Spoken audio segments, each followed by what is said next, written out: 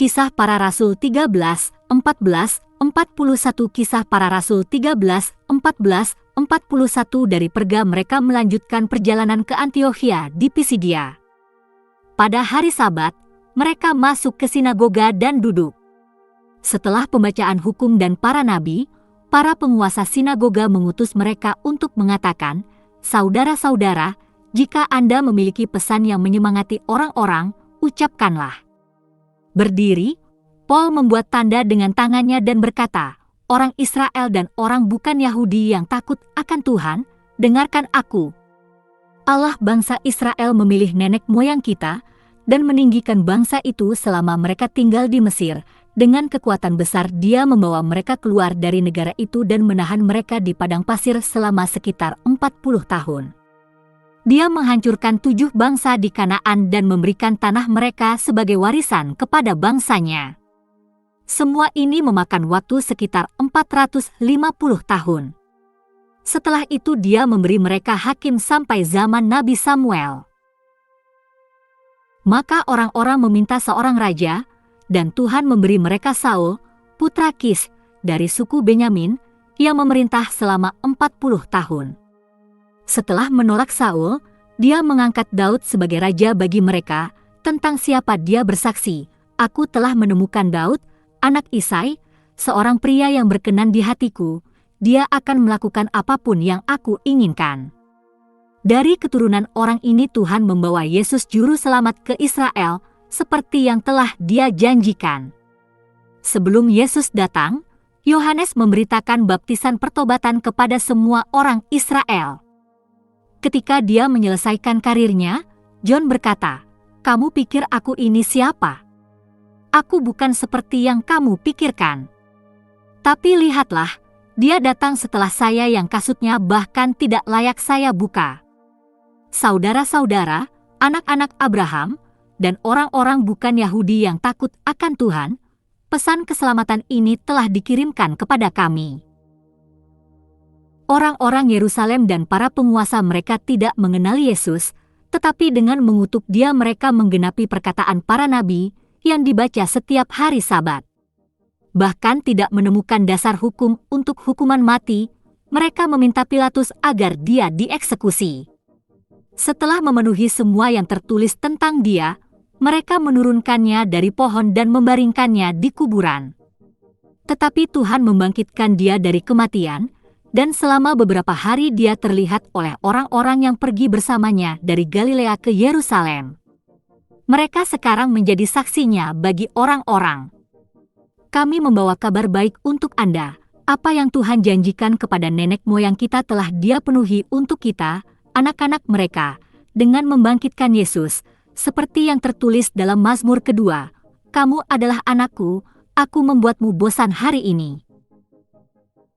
Fakta bahwa Tuhan membangkitkan Dia dari kematian, bahwa Dia tidak akan pernah membusuk, dinyatakan dalam kata-kata ini, "Aku memberimu berkat yang kudus dan setia yang dijanjikan kepada Daud." Jadi Dia berkata di tempat lain, "Jangan biarkan orang kudusmu melihat pembusukan." Jadi ketika Daud telah melayani tujuan Allah di generasinya, dia tertidur, dikuburkan dengan nenek moyangnya, dan tubuhnya membusuk.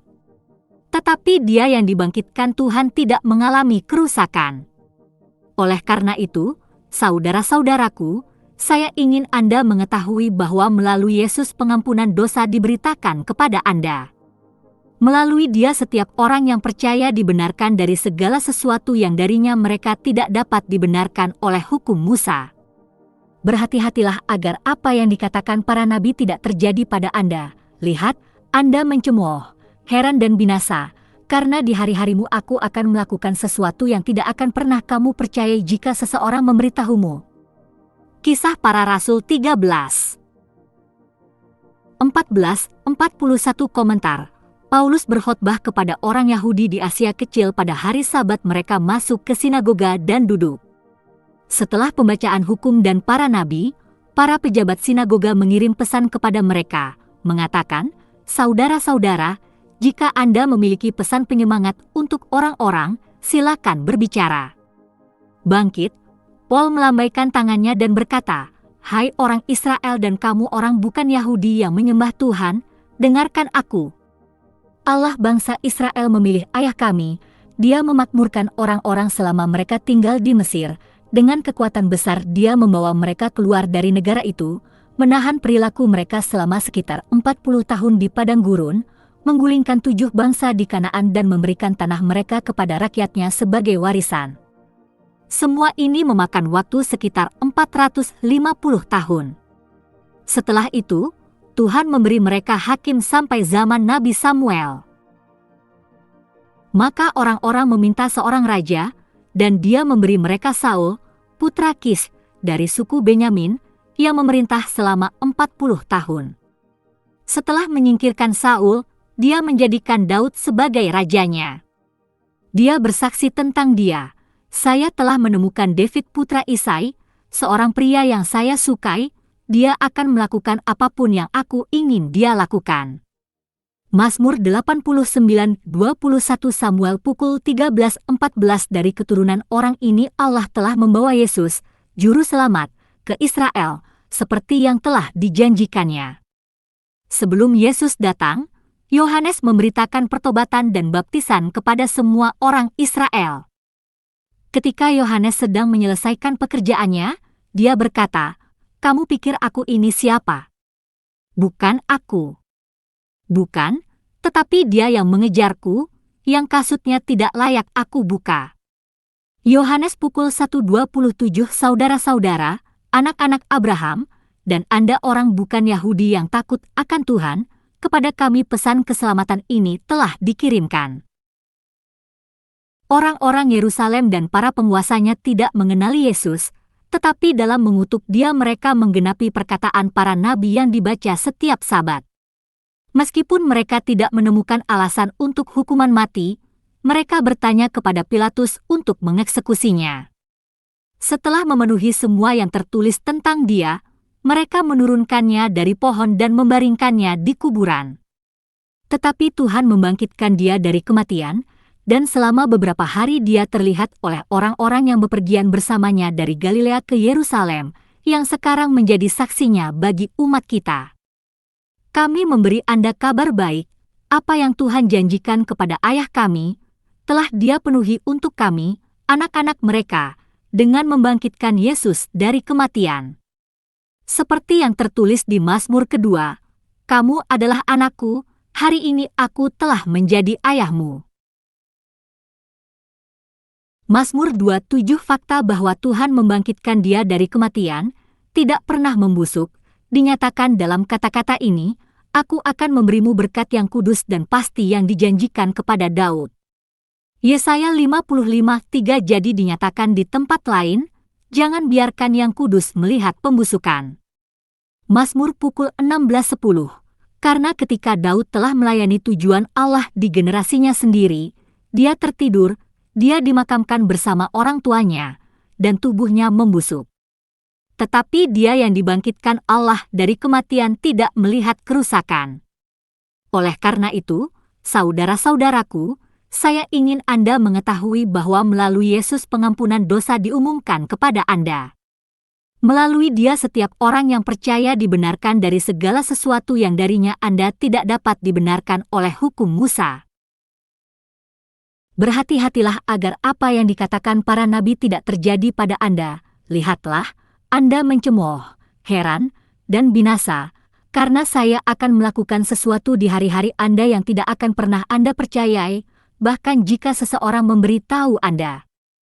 Habakuk 1:5 Pelajaran sejarah yang Paulus mulai dengan mengingatkan kita akan pidato Stefanus dalam Kisah Para Rasul 7. Setelah itu Paulus, sebagai orang yang tidak percaya pada waktu itu, terlibat dalam merajam Stefanus sampai mati. Menarik di sini, bagaimanapun, bahwa dia meniru teknik Stephen. Kemudian dia menyebutkan beberapa kitab suci yang juga disebutkan Petrus sebelumnya dalam Kisah Para Rasul ketika berkhotbah kepada orang Yahudi. Prinsip, bahkan Paulus mengikuti contoh khotbah yang dia pelajari dari orang Kristen lain yang sekarang dia catat dalam Alkitab. Prinsip, bagi orang Yahudi dan bukan Yahudi yang takut akan Tuhan menunjukkan kesinambungan sejarah dari Perjanjian Lama ke Perjanjian Baru melalui pemenuhan nubuatan P.L. oleh Kristus. Sekali lagi dia menyebutkan kematian dan kebangkitan Kristus selalu disebutkan ketika Injil diberitakan. Dan sangat penting juga pembenaran oleh iman dan pengampunan dosa, yang merupakan tujuan utama dari pesannya, seperti yang ditunjukkan oleh karena itu. Prinsip, ingatlah selalu untuk memasukkan hidangan utama pokok utama Injil. Apa yang menjadikan Injil kabar baik? Pembenaran oleh iman dan pengampunan dosa. Ini tidak perlu dikatakan lagi, tetapi presentasi, satu Injil, sedang beredar akhir-akhir ini di mana seseorang hanya diundang untuk berdoa kepada Yesus di dalam hati mereka jika mereka membutuhkan bimbingan, pemenuhan atau kehidupan yang berkelimpahan, tanpa mengacu pada dosa, pembenaran dan pengampunan.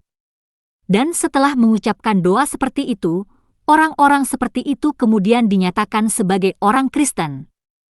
Injil seperti itu tidak sesuai dengan cara Alkitab memberitakan Injil. Perhatikan juga bahwa Paulus mengakhiri dengan sebuah peringatan.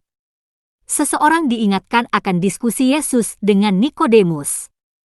Beberapa orang mungkin mengatakan bahwa Yesus tidak pernah membahas masalah dosa dalam pembahasannya dan hanya berbicara tentang dilahirkan kembali. Tetapi, pada kenyataannya, kita memperhatikan bahwa Yesus mengakhirinya dengan sebuah peringatan. Barang siapa yang percaya kepadanya tidak dihukum, tetapi barang siapa yang tidak percaya sudah dihukum, karena ia tidak percaya dalam nama Anak Tunggal Allah. Ini adalah putusan, terang telah datang ke dalam dunia, tetapi manusia lebih menyukai kegelapan daripada terang, karena perbuatan mereka jahat. Setiap orang yang berbuat jahat membenci terang dan tidak mau memasuki terang karena takut perbuatannya akan terungkap. John 3:18-20 prinsip, sampaikan kabar buruk semua telah berbuat dosa dan tunduk pada tanggung jawab, maka kabar baik orang-orang ini dapat dibenarkan dengan bebas oleh iman kepada Kristus, maka kabar buruknya jika Anda tidak menanggapi pesan dengan benar Anda masuk neraka.